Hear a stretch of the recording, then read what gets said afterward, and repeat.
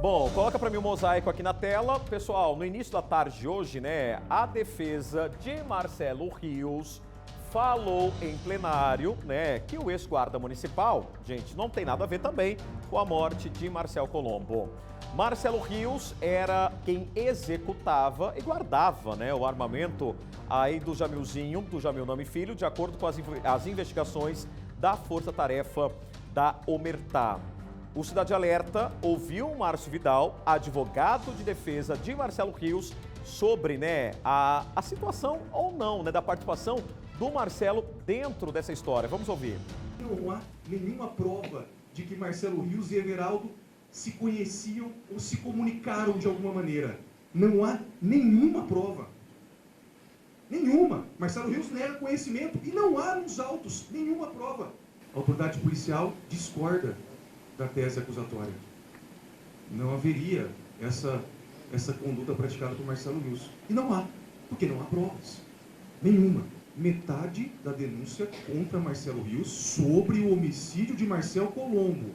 Não estamos debatendo aqui as armas da Casa do Monte Líbano, não estamos debatendo aqui organização criminosa, é outro processo que já teve condenação e está em grau de recurso. Estamos debatendo aqui o crime de Marcel Colombo.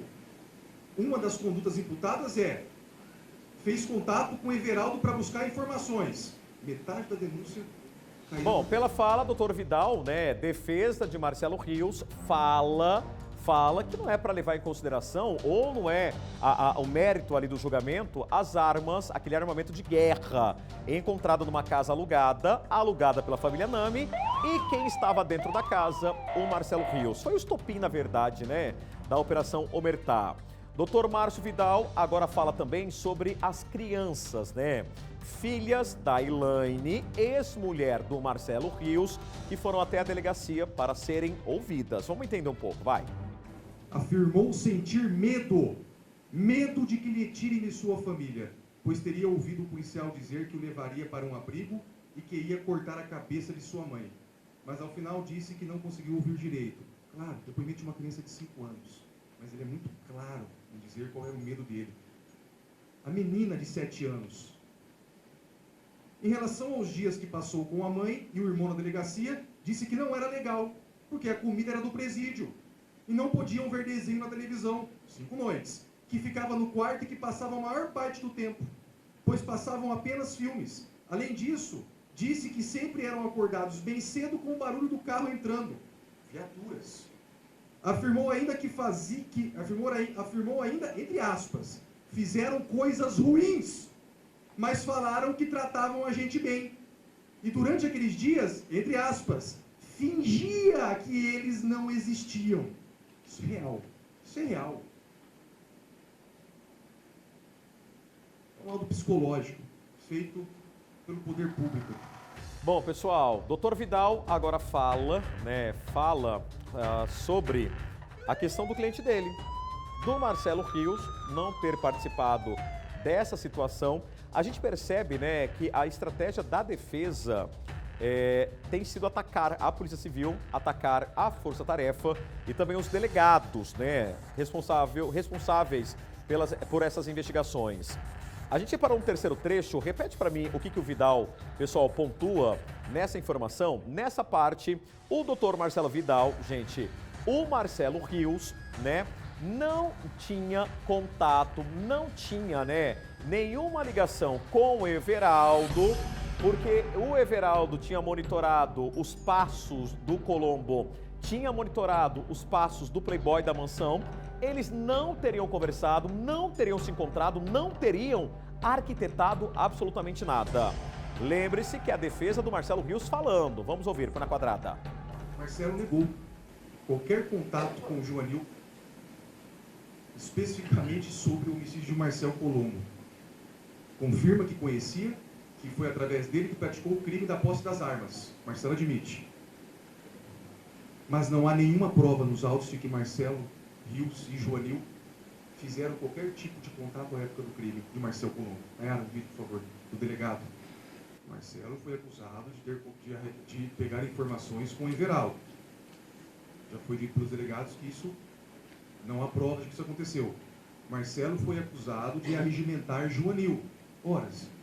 Uma questão lógica. Para eu arregimentar um executor de um crime, eu preciso ter contato com ele antes, e não depois, em 2019, na época das armas. O crime foi em outubro de 2018.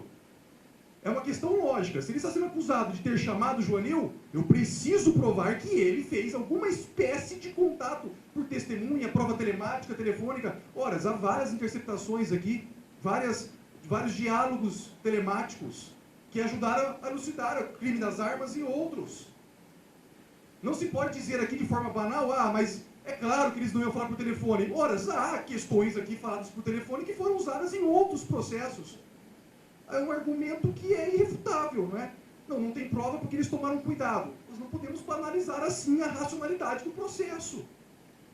Porque senão basta um contexto amplo para se condenar de forma objetiva todo mundo.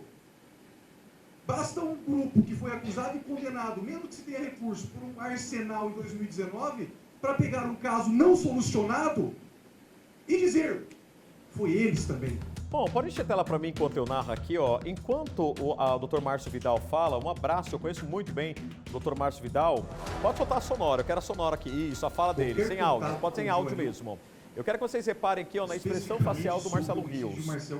Marcelo Rios, o tempo inteiro, né, permanece aqui, ó, concentrado, não esboça nenhuma reação.